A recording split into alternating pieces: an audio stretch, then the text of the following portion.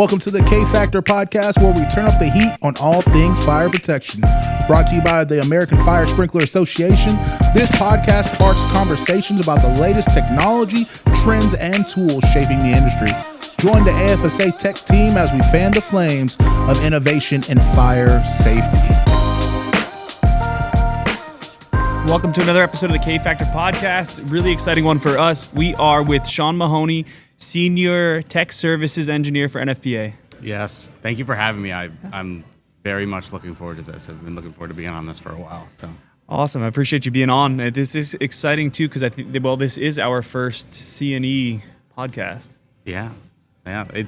We're definitely in the middle of it right now. There's people walking by everywhere, educational sessions going on. So we tried to get a good backdrop for you. Bear with us. You might be able to catch Mandalay behind us. We're at MGM, and what does day one look like for you?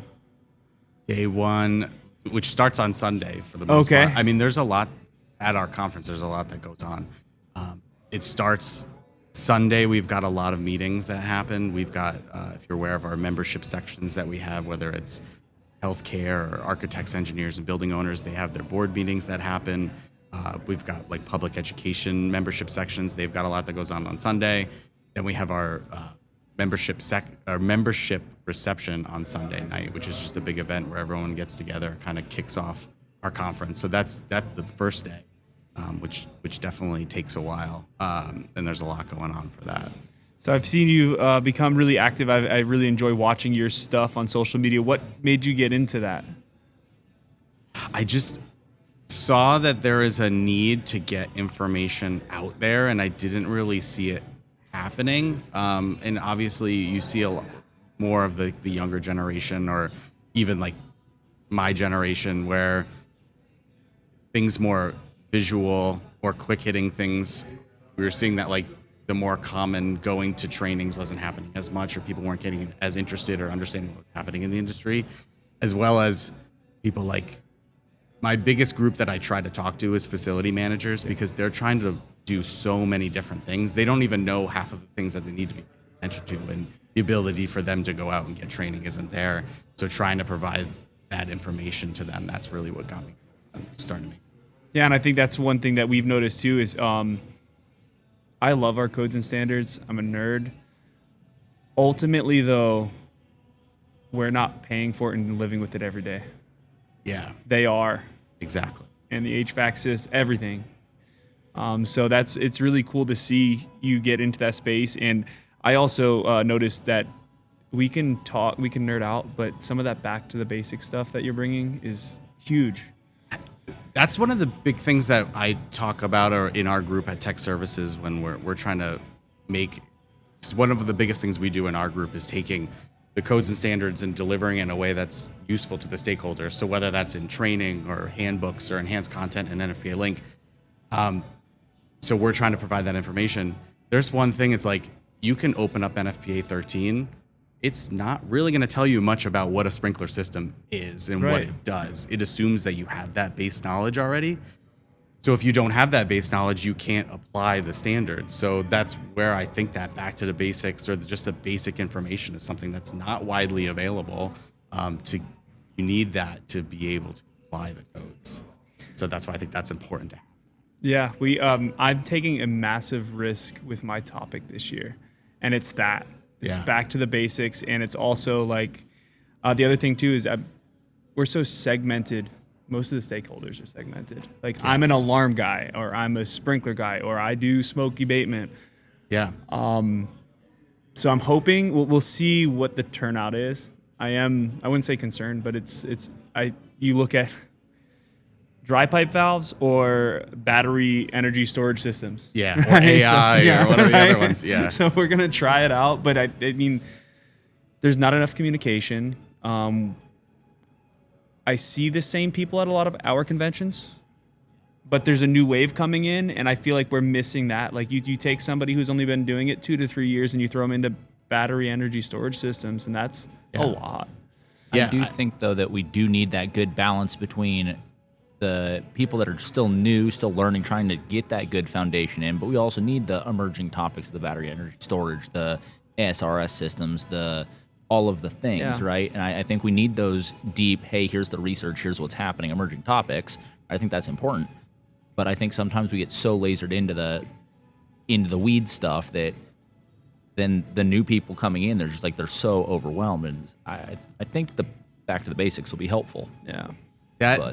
So another one of my roles is to control a lot of the technical information that happens at our conference, which is I run the selection process for submitting proposals. We go through all the proposals, select them, and one of the big things that we've been trying to do as a group. There's like 50 of us that are separated into different review teams. One of the biggest things is it's such a balance, like you're talking about, where it's like we do want to talk about that emerging topic. But if that's all we talk about, then we're only talking to someone who's been in the field 10, 15 years, and that's what they're dealing with when we're trying to bring in the newer people, or someone who just wants to branch out and learn about a new topic. Don't have that information there. Then we're not providing them what they need. So that's why we're doing things like the dry pipe valve educational session that you have. We have workshops now, like 4-hour workshops, where we've got one just on 4 hours on sprinkler design, the basics of sprinkler design. So someone can come here and like get that foundational knowledge and get that start. Get their seminar type or longer term. Still going to be a crash course, but Yeah. But you're not going to teach them that in an hour, right? No. You can at least get their feet wet. Yeah. That's sometimes the challenge with that hour time slot is it's just enough to start getting into the weeds, but if either you're going deep into the weeds and we're in it, or like by the time you lay the foundation and start getting it, it's like, okay, my time's up. Yeah. So trying to parse some of those topics down to what can I effectively cover in that. We're also hour. playing around next year. We'll be starting to do some 20-minute sessions. Well, that'll be cool. So it really puts a lot. It puts a lot on the presenter, because I think a lot of people say, well, I need an hour to do this, and it's like, no. If you actually think and digest that information down, you can do it in 20 minutes. Yeah. It's a lot harder. I mean, I've been doing it, I guess, 15 years, roughly 10. Wow, that's starting to get old here. A 20-minute session's 2 slides, and you're fine. Like, I just need 2 pictures if you know your topic and trying to tie it in. Yeah, but there's so many things that I think would be really good quick hitters. There's like an hour is far too long to try and drag that topic out, but it's an important topic that probably needs to get discussed. So I'm really excited to hear that. It forces you to remove the like 5-minute introduction of my background before I present. Like, no, just get right to the information. Yeah. We joke that the intros always just sound like an AA meeting. Hi, my name's. I've been in the industry for. So another big part of this, not just technical, is like we've crossed paths a lot, but never really got to know you. So what brought you into fire protection and got you to NFPA? Yeah, I started. My dad was a firefighter, and I was always into working on cars and all that stuff. So it was like kind of natural to be mechanical engineer, that kind of thing. My dad was a firefighter, so I grew up. He was a volunteer firefighter. Spent many Fridays and Saturdays hanging out at the firehouse with all the other kids. Riding our bikes around the engine bays. In Mass? New York. So New I grew York. up in New York. Upstate? Yeah, Poughkeepsie, New York. Nice. Not necessarily upstate. Right on You're that at the line, right? yeah. And then as I got older, I got involved in like doing a lot more construction work. My dad would like buy houses and we flip them. So got involved in like seeing how houses are built. And then when I turned 16, was a volunteer firefighter. And you start to see the connections now between, studs are 16 inches on center. We're training to be able to get ourselves through a 16-inch on center stud. There's a connection now. Yeah. There's a reason why that exists. So I fun started training. kind of getting interested in, codes and standards and that, and then learned about fire protection engineering, and then it was over after. Yeah. Where'd you study? WPI. So you're a goat, Yeah. right? They're goats, I think. I started at University of New Haven. I went there Nice. for a semester, and then decided to transfer to WPI. Good old Worcester Polytech. Yeah. Awesome. What brought you to NFPA? Was it just the location? It made sense, and because Yeah. codes and standards are once you get into the process, it's a lot. Yeah, so out of WPI, I worked at Tyco Fire Protection Products, which is now part of JCI. I co-opted there, so I worked in the mechanical group doing like mechanical couplings and all that stuff. and then moved into the special hazards. So I got to work with water mist systems. I got to design like some air-powered pump skids. I got to do fire testing. That was like a really fun job. And then moved from that and got into code consulting. And I worked for a company which allowed me to do a lot of fire dynamic simulator, like a lot of modeling. But then also I did a lot of work with architects. And I really enjoyed being able to explain code requirements to architects. Because it's one thing where going through their plan and saying, well, no, this corridor needs to be 1 hour rated, or you need to move this because the travel distance needs to be that. Instead of just telling them everything they have to change, it's like trying to teach them so they can just design better, right? So I really enjoyed getting into the code and like trying to teach that. So then I heard about NFPA and they had the opening. It was no brainer. Yeah, no brainer after that. Well, and like tying this back into maybe some of our listeners, so I feel like it's the same way for our ITM technicians, right?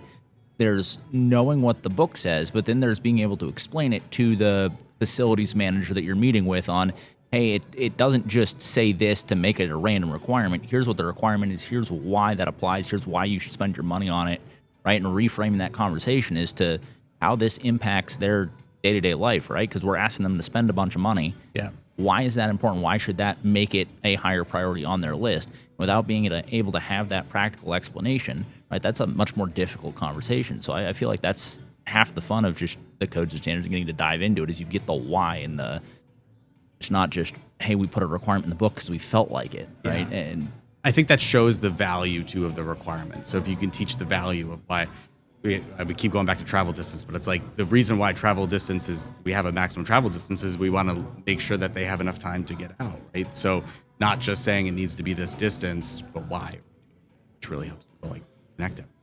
So when did you get into the standards development process? Was it with the NFPA? Or? Yeah, so when I was hired early on in our when the technical services group was developed, because kind of the way NFPA is split up. We've got our engineering group, which runs the codes and standards development process. And we've got a lot of engineers and people who work as staff liaisons, which run the technical committees, which develop the codes and standards. Then NFPA found the need to kind of separate out the codes and standards from sort of the product lines that align with the codes and standards. So handbooks, NFPA link, training, all of those things kind of got separated out into tech services group, and that's the things that we work.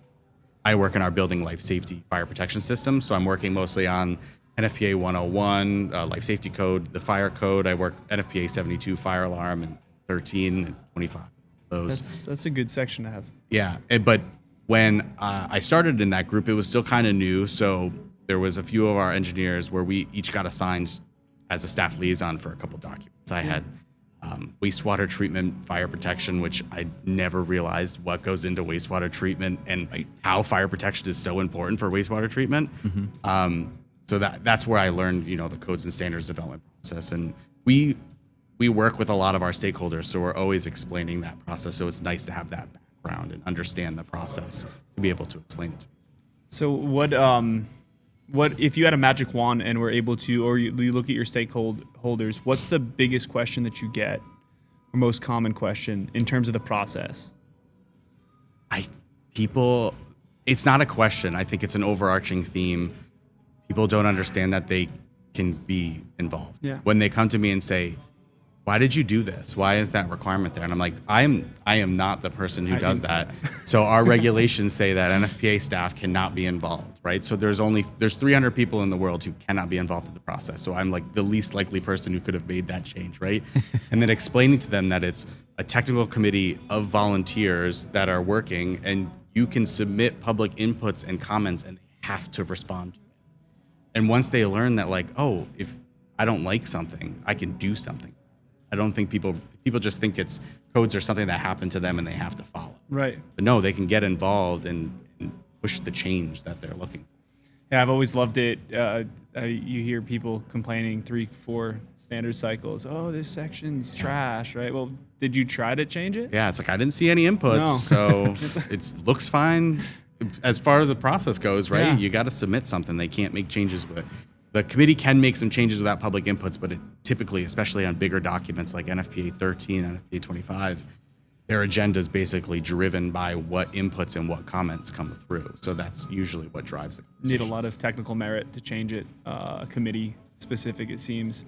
Another comment, go. Well, and then for our listeners who are, maybe not familiar with that input process, it's not just someone saying, hey, this is trash, fix it, right? I tried that my first go around, it doesn't work. You need to put some technical substantiation to it, like why is it broken or what needs to be fixed about it, and then also give the committee something to work with, right? What do you propose should be the fix? What kind of language would you like to see, right? We might still beat it up and we might still finagle it a little to try to meet the intent, but if you just tell us it's trash, okay, great. Moving on. We've got a lot of other stuff to cover. But if you've got some pretty good substantiation on why that thing isn't working for you, let us know that, because that's going to help facilitate that discussion.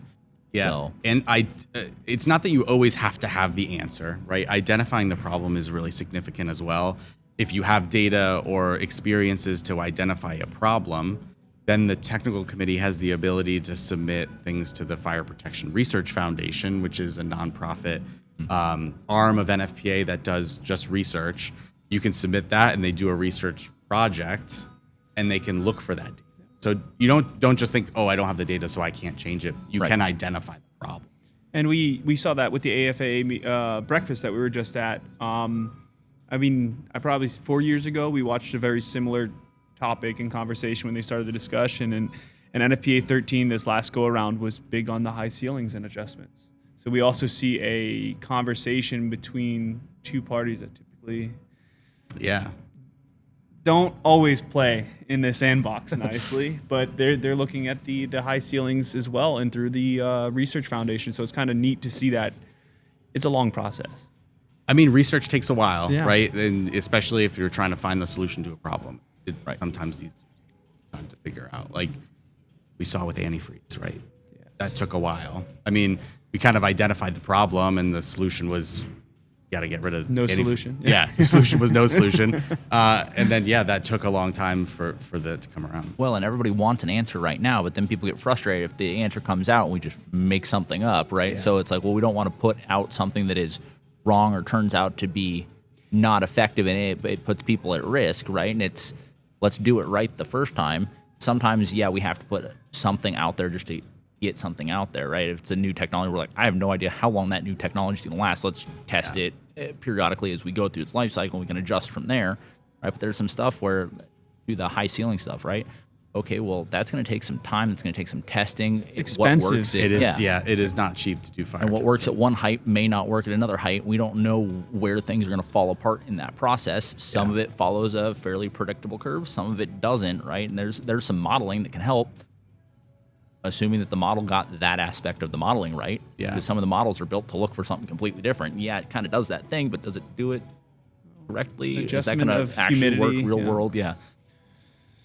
It's a lot goes into it. So what? How about just standard technical questions that you get? What are some common? So actually, in technical services group, we don't do a lot of technical questions. So NFPA does have a technical question service, right? If you're a member, you can submit questions. That actually goes to the staff liaison that's responsible for that specific document. So I don't know necessarily all of the questions that we get. I mean, we get a lot of crazy questions. Sometimes that take a lot of digging to find some answers. So sometimes that comes to us through, blog posts that we put up. We'll ask questions, but for the most part, technical questions go to the staff liaisons. If you had a magic wand, it could fix anything about the codes and standards development process or the technical committee process, or really kind of any of the behind the scenes stuff, getting the stuff out to the greater population. Is there anything that you would change? I mean, I think it's most just getting more people involved, and that's just a problem that everyone's having, especially there's just a big, a lot of older people on the technical committee have been on it for a while, and it's just hard to get newer people onto it to get that understanding. The other thing, and I think everyone can agree, is that sometimes the standards development process can be a bit slow. I think we can all agree that 3 years is probably way too much when we have technologies that are changing every 6 months. Right. So that's something where you've got to look at. I mean, we do have ways to do temporary interim amendments to make changes. But that's a process in and of itself. Yeah, and you need a lot of substantiation Yeah. in order to make that change. A lot of boxes need to be checked to make sure it goes through too. It's we ran into it in chapter 11, the foam chapter of NFPA 25, where it just didn't align with everything. There was no frequencies. Frequencies are in the tables, but not in the requirements. And it was, it took a lot of work just to get it ready for a TIA to even be thought about. 25 is also its own animal, right? interesting. Because people just think, oh, we'll just fix it in the next edition. And we're like, you're using so many editions past in other jurisdictions that it's like, we've got to fix it in older editions. You can't just leave it to the newest and say that's it, right? So there's always, whenever you see, especially like 2513, you see they make a change and then you've got to go back and update it if it's been on the other editions. So being from New England, I love conflict. Sounds weird. Right? Like I'm a very blunt person, and then we can go get a beer and everything's fine. But that's always my fun one with 25 is like there's no retroactivity requirement. So even those that are enforcing a certain edition, and that's a whole conversation with it itself that people don't, the lack of information being in 25 is just as important as the information that's in 13. Right? That retroactivity. It's interesting because they do adopt it, and you do have to respect that. But that process is slower than our 3-year edition changes. But to Josh's point, that's one of the things I appreciate about Josh is he'll just be like, no, we're gonna have this conversation. We're gonna have it right now. We're not tiptoeing around the topic. It hasn't worked in 25 recently, but we'll get there. But this is Josh's approach to life in general. I feel like is we're gonna have the conversation. Like We don't need a trauma dump on the podcast. All right. I appreciate. I very much like it. We get a lot more done that way. Yeah. So what's your favorite standard or code? It changes because right now I'm and it's not like it's 241 because I think that is it's just one I want to talk about because I don't think many people are aware of it, and it's something that we keep seeing. 241 is the standard for the protection of fires under construction, alteration, or demolition, right? And it's a fairly simple standard. It's been out since like the 80s, right? So it's been a standard since the 80s. It's been referenced by NFPA, the fire code. It's been referenced by 101. It's referenced by the International Building Code. We're just seeing an issue with it being enforced in the field. And you're seeing these giant construction site fires.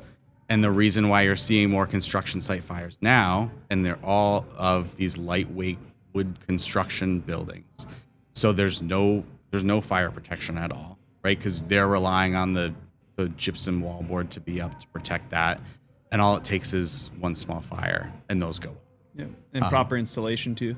When it seems like every month we turn on the news and there's another site under construction that it's like a week. It seems like it's a week on a weekly basis, and it's crazy. And it's like the standard is good the way it's written. It's not necessarily a problem because you write a fire prevention program, and that outlines how you're going to protect that building through it being constructed. You assign a fire prevention program manager. They're the person on site responsible for making sure that that plan is being followed, that everybody is being safe on the site, that you have ways to notify people if there is a fire, ways to evacuate, ways for the fire department to have a pre-incident plan. It's all there.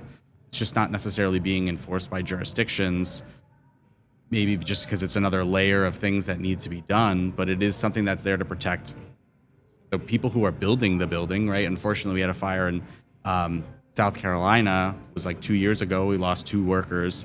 That was because of foam insulation. They had the foam insulation trailer, which does spray foam. They had it in the parking garage under the building.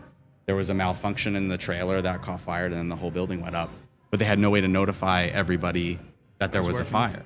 So it was just word of mouth, yelling. And by the time they eventually heard, it was too late. The stairs were taken, right? And that's one thing 241 would have had, some sort of way to notify everybody that there was a fire. So that's just one thing that like I try to do as much to just educate that standard is out there. There are requirements, and maybe the more we educate people that it's there, they'll start asking the question about, hey, why are we not enforcing this? And 241 has requirements for temporary sprinkler protection, temporary fire pumps. You're installing your fire pump early, fire alarm systems. All of that's in there. And it might change the way we construct buildings if we were enforced. And it with that process and plan, it's just think about it, right? Once you actually make it a priority, then hopefully we can avoid some of this. It's every time that I think we've got some things under control, like, warehouse fire just a few weeks ago, right? Oh, yeah. And it's just horrible to see. And then, of course, as fire protection people, you're like, oh, I probably know why that happened. When you think about it, water supply was the first thing before they even announced it. In my mind, but the public doesn't see that, right? They just see sprinklers didn't work, or the building under construction burnt to the ground. And then there's no discussion after. No. Right, so it's just, oh, this big thing happened, and then we forget about it. We don't necessarily learn from it. Well, especially with today's news cycles, right? Everything, if it's not constantly being brought up, it's 24 hours later and it's gone, right? And not many people are following up on things like that, or at least the general public's not. And then we have the problem as if we're doing our jobs right. Yes. We aren't ever in the news. You're never having fires. No one's, dying in fires. So then people forget about us. And then it comes back to NFPA's big push for safety doesn't happen by chance, for the Pro Codes Act, where people are saying, well, we aren't having these big fires in our homes. We don't need all these requirements anymore. We don't have fires anymore. No, it's because what we've been doing is protecting you from the fires. You can't just keep pulling back these requirements. Right. They're there for a reason.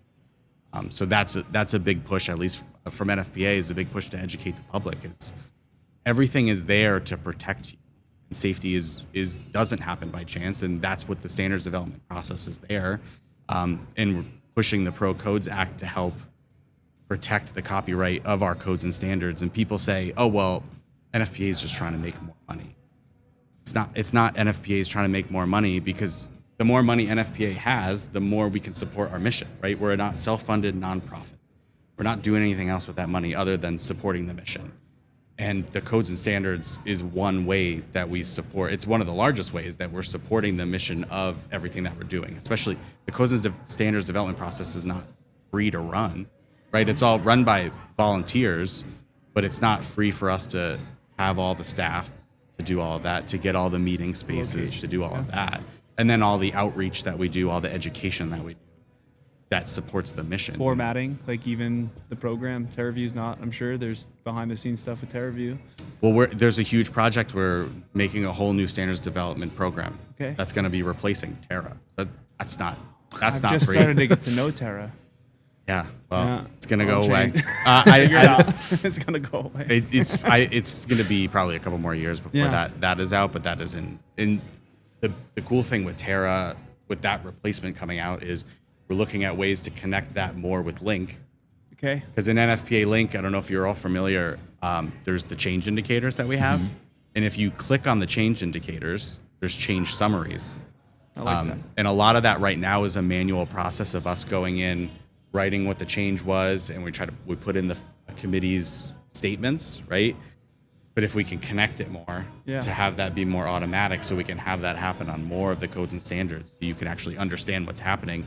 And then it makes more people aware of the standards development process by seeing, oh, wait, there's a committee that has a statement on why they made this change, and then gets them to understand what that process is. Well, and those statements can be so helpful on like, oh, okay, that was the discussion. That makes so much more sense, because there's a couple things where I'll see the change and I'll be like, why in the world did that change? Like, I don't understand. Then I'll go read the committee statement. I was like, oh, no, that actually makes perfect sense. And that's, as a staff liaison, one of the most important things is pushing the committee on their statement, because the statement gets written after the change gets made. So you could have a 2-hour debate on a change, and then you vote and it's good, and they're just done. And then you're like, no, you need to write why you did it. Oh, well, we did it for clarity. You're like, no. You need more information on why. Yeah. It was not a 2-hour discussion on clarity. There was more to it than that. Yeah. Because then you'll be going back to see why a change happened 10, 15 years later. You need that information. That's important to have that. That's why it's important to know that those committee statements are there to understand change. Are you friends with Cassie?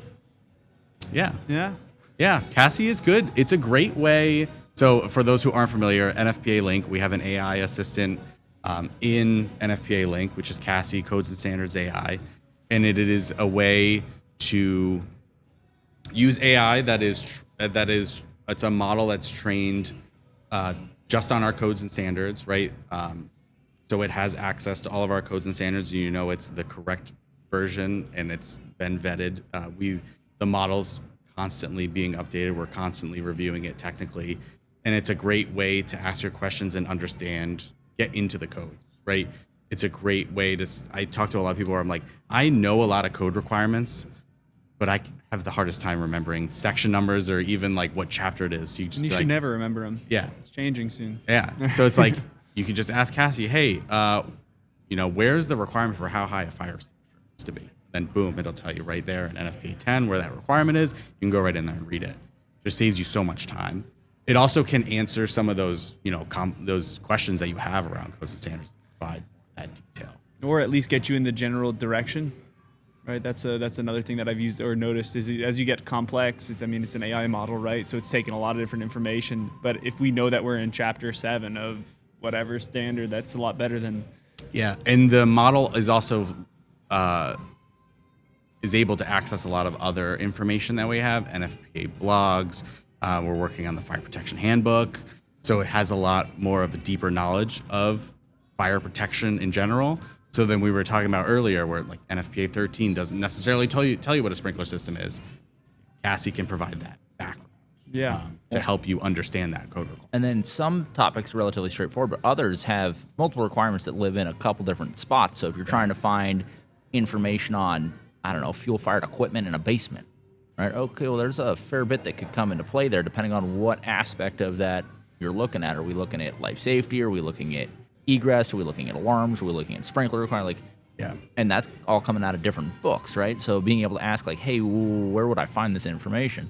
Depending on what you're looking for, versus having to, okay, which documents are these probably in? Yeah, because I think before Cassie, one of the most powerful features that I don't think people talked about as much with Link was the search feature, because you can search all NFPA codes and standards.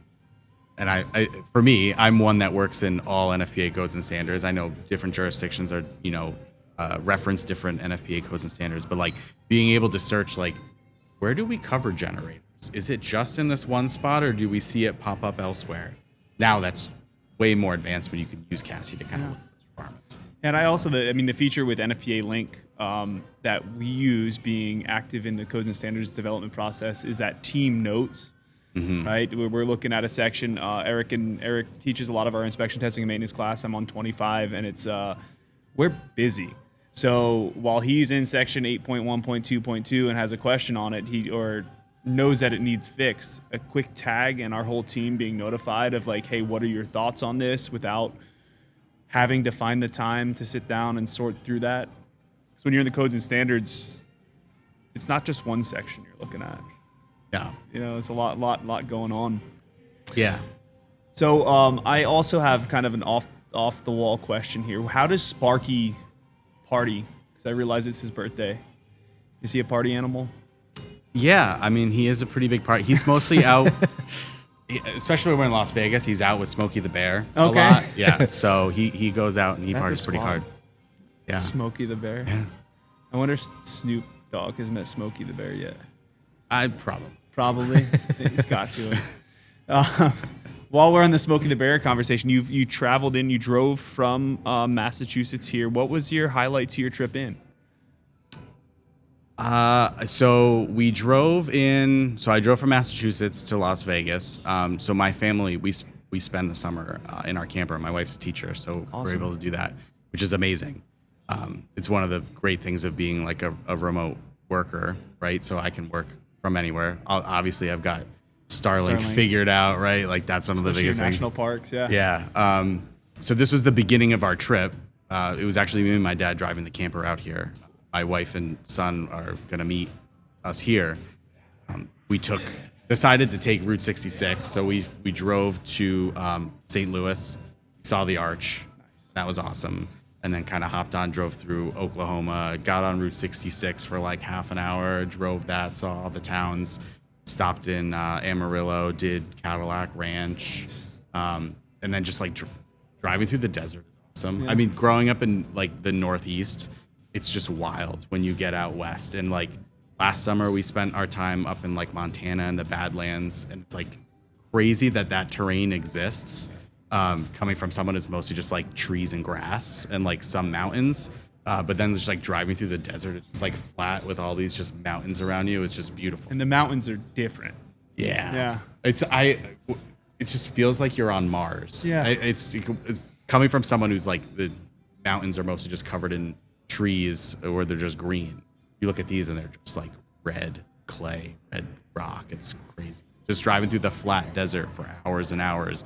You see a mountain in the far distance, and then like 3 hours later, you go up and over it, and then you keep going. And then you see just like you gotta start paying attention to how much gas you have because you're like, all right, that's one city. All right, how do I see anything? And like, how far am I gonna be able to get gas? Or It's an experience. It is. It was awesome. Did you stop at Pops on Route 66 in Oklahoma, the soda place? No, I did not make a chance to get there, but I did have some Route 66 soda. Yeah. Yeah. Yeah. Pops is cool. Next time you're in the area, Okay. check out Pops. It's right. it's a fun experience. My wife and son are upset that they didn't do that segment of the trip with me. So I'm like, we'll come back out because they want to do the arch. They want to go to St. Louis, and like we've drove Route 66 last year because we drove out to Montana, down to Amarillo, and then back to Massachusetts that way. So they've done that route, but we never stopped at St. Louis. So that means that you did it in the camper. So now you can bring the family out in like a 69 Camaro, go old school nostalgia. Yeah, Route 66. that would be cool. Yeah. What education session are you looking forward to most coming up? The BattleBots one is one that I'm definitely looking forward to. It's such a great like relationship that we formed with them. Tom Goss, who's the staff liaison for NFPA 13, I think it was last year. He was here and he was like watching a PBS special on BattleBots because they're in Las Vegas. And then all of a sudden there's this whole segment on there's a fire and how they respond and all this stuff. And he's like, that's awesome. So he reaches out to them and is like, hey, like, would you be interested in presenting on your responses to these battery fires? And they are so excited to be able to come present. They were actually here last year going around. They try to learn more about, fire detection and things like that, hydrogen detection for their battle box that they use. And it's awesome to hear their story on how they've grown. Because if you look at BattleBots, they've been around for a long time, like 30 years. And they started where mostly they were just gas-powered robots or like big lead acid batteries, right? And they constantly now have to adapt with these constant changes in how these robots are being powered and all these new trends and threats that are happening from these things. And they are doing a great job at understanding how to respond. Well, and then for them in particular, right? One of the biggest issues that we seem to see with, especially like the lithium-ion batteries, is they're fine until there's damage, right? And it's like, okay, you put in a bot that's literally trying to destroy the other bot, so damage is probably inevitable. This is probably an issue, right? So I'm sure they're very much trying to stay on top of that. So it'd be interesting because they're kind of on the flip side where most people are hoping their batteries don't get damaged. They're like, we're gonna assume it is damaged. Yeah, they can't. They on fire. They assume it is. They assume the fire was going to happen, right? That is one of the failure modes of them. Yeah. And there's a lot of stuff that they do, whether it's inspection of the batteries, making sure that they're listed, and then having that response. It's great to see how like they've grown and how they're trying to educate others on how they're protecting everybody, because there's also an audience watching this. Right. It's not just happening with just the robots in a vacuum, right? So they have to protect the audience as well, and then they also take the show on the road. So they have to they want to educate the responders in the area and the fire departments on how to protect it. And the arenas I'm sure they're setting up in. Yeah. What so when it's on, who do you want to win the giant nut? Who's your go-to battle bot? I don't know. I'm not big. I don't necessarily know all the names of the battle bots. So definitely, I'm not sure. Not sure. Josh, who are you pulling for? There's one that never wins. Well, he does. Is Doc. Okay. It's a very basic flipper. I like Witch Doctor too. They've got a good vibe, but yeah, it's kind of a fun thing for me. everyone does the March Madness. Mm-hmm. I remember when I was my kid's age watching BattleBots when it was a big lawnmower engine with, I forget who it was. I mean, Tombstone was there. Tombstone was fun to watch. Demolishing everything. So we did the bracket for BattleBots this last year. Like, it's a thing in our household, and the kids get riled up. They're actually very mad at me because I did take a picture on the convention floor with Hypershock, and my 18-year-old was not. He's like, I mean, I'm on summer break. You got college to get ready for. You've got other things to do, but I understand. And if we get to go to that event, that's even. I'm sure we'll have to get a shirt. But so it's really neat also because, I mean, to your point with Tom Goss and his experience, it's something I thought about, but not really. And it seems to be it should be a very natural marriage of good partnership and good understanding. And to your point, they're trying to destroy things. So we're pushing things to their limit, not just sitting them inside and charging them. Yeah. So it's really cool to see them be interested in such a nerdy convention. I mean, they're nerds too. Yeah. But yeah, so I think I've got one question for you that we like to end up with. I don't know if I lost my mic. Just the headphones. Just the headphones? Just the headphones. You're in good shape. Stand by. Sorry, I get excited for BattleBots. If you were a part of a fire sprinkler system, being with AFSA, what part would you be and why?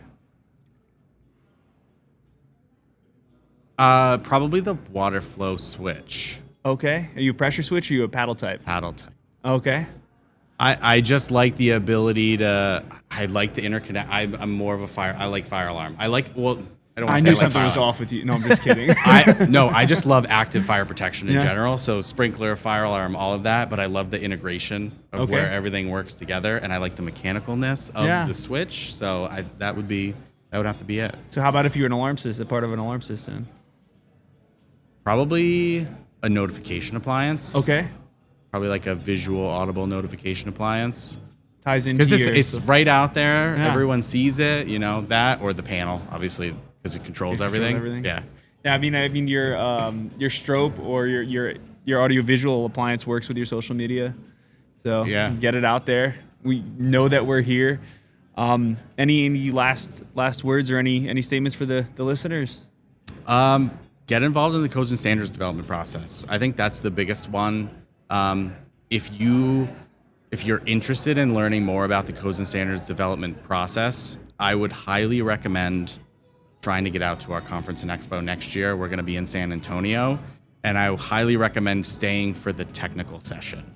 I think that's the best way I see people dipping their toes into the process, because it's a kind of low stakes way to see what happens in the process. Because at technical meeting is where they're kind of the last step in the standards development process, where people are trying to get their last change in, and then it gets voted on by everybody who's there. So you get to see the conversations that happen. What type of things are they talking about? How granular? How granular does it get sometimes? And how emotional sometimes it gets. I think that gets people really interested. I know there's many people who have went for their first time to see a tech session, and then the next year they're applying to be on the technical committee. So yeah, and then reach out to the associations, right? You can see that, yes, we're both fire protection-based associations, but we're here for you. Want to get this information out, working as a team and making sure these conferences are priceless. So really appreciate you being on. It's nice thanks for having me. It's been awesome. Yeah. We'll catch us on YouTube, catch us on Spotify, Apple Podcasts, anywhere you get podcasts. Appreciate it, and we'll catch you on the next one. This has been the K Factor Podcast. If you enjoyed the show, don't forget to like, subscribe, and share wherever you tune in to podcasts. Or head over to our website for more. Reach out to us anytime at technical@firesprinkler.org. Stay safe and always learn as we keep the fire protection conversation going.